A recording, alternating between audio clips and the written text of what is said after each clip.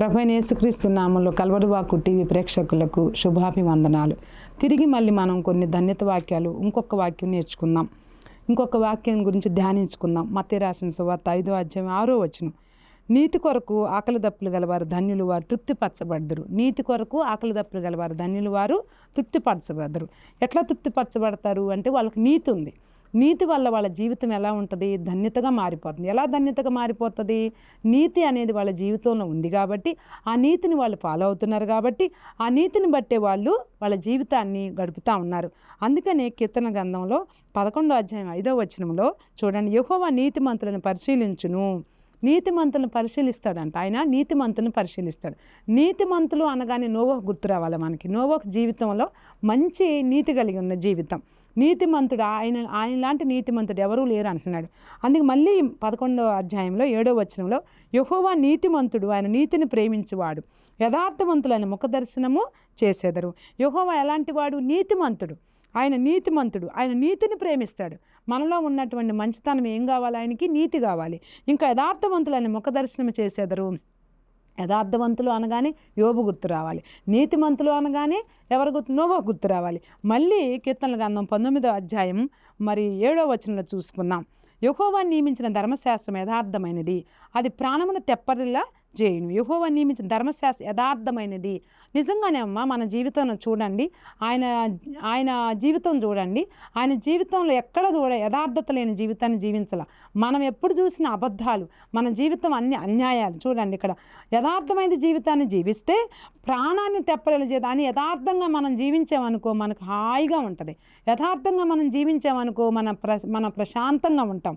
అందుకనే మళ్ళీ అంటాడు 9వ వచనంలో చూడండి, ఇక్కడ మరి కీర్తనల గ్రంథం 19వ అధ్యాయం 9వ వచనం, యెహోవా యందైన భయము పవిత్రమైనది, అది నిత్యము నిలుచును. యెహోవా యందు భయం ఎలా ఉంటుందంటే పవిత్రమైనది. నిజంగానే యెహోవా యందు భయభక్తులు గల వారు ధన్యులు అంటున్నాడు కదా, అది నిత్యము నిలుచును. ఆయన యొక్క జీవితాన్ని మనం చూస్తే, మనం ఆయన ఏ విధంగా నీతిగా ఉన్నాడో ఆయన నీతిని మనం అనుసరిస్తే మన జీవితం కూడా ఆ విధంగా ఉంటుంది. చూడండి, అందుకని అంటాడు చక్కగా యెహోవా యందు భయము పవిత్రమైనది. అందుకనే మళ్ళీ కీర్తన గ్రంథం 36వ అధ్యాయంలో 6వ వచనంలో, నీ నీతి దేవుని పర్వతములతో సమానము, నీ న్యాయ విధులు మహాగాధములు. నీ నీతి దేవుని పర్వతములతో సమానం అంటే మన నీతి మురిగోడలతో సమానం అనే ఒక వాక్యం ఉంది. మళ్ళీ మన నీతి ఎట్లాంటిదంటమ్మా? పర్వతములతో సమానం అంటే మనల్ని దేవుడు హైలైట్ చేసేస్తున్నాడు. మన జీవితాన్ని పై ఎత్తున, పర్వతాలంటే ఎత్తుగా ఉంటాయి, ఆ ఎత్తైన స్థితిలో మనల్ని ఉంచాలని ఆయన ఇష్టపడుతున్నాడు. కాబట్టి ఆయన ఏమనుకుంటున్నాడు?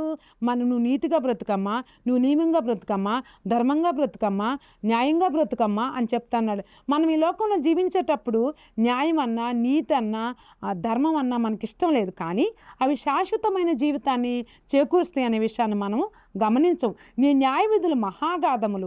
అయ్యా, మనం అనుకోవాలి, అయ్యా నీ న్యాయ విధులు అంటే చాలా లోతైనవి. ఆయన యొక్క న్యాయ విధులు ఎలాంటిది? లోతైనవి. ఇక్కడ అందుకని అంటున్నాడు, మనం ఆయన న్యాయ విధులు ఎలా ఉంటాయి అంట?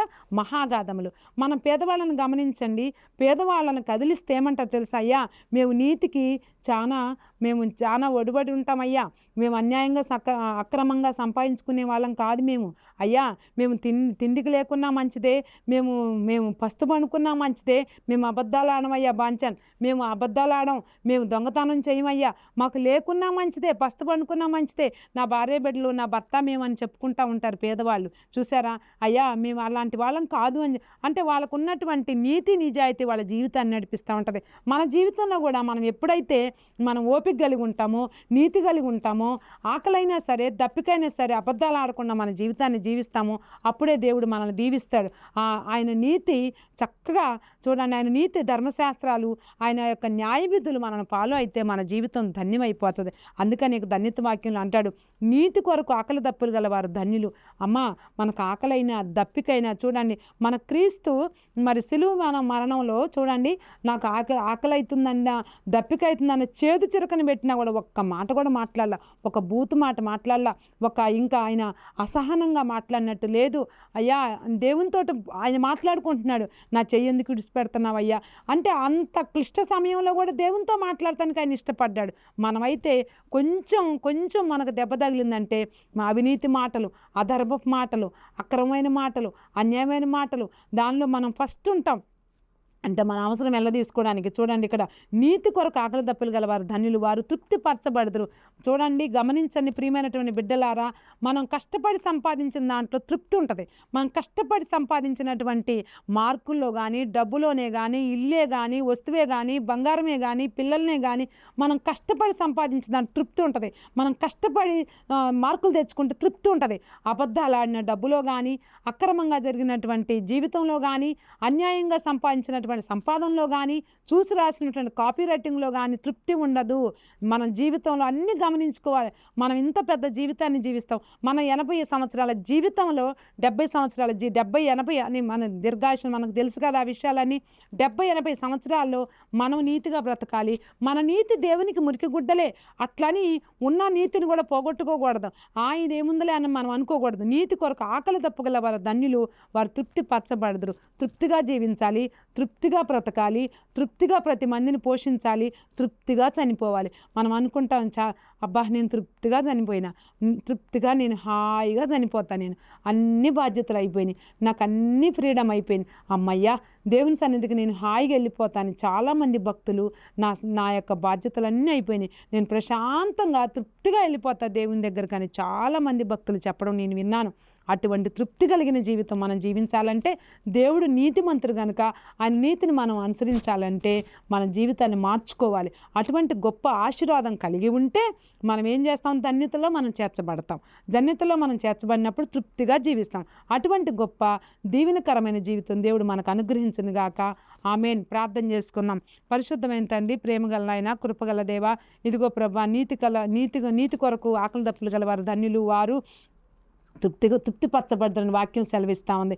అటువంటి ధన్యతలో మేము చేరినట్లు సహాయం చేయండి.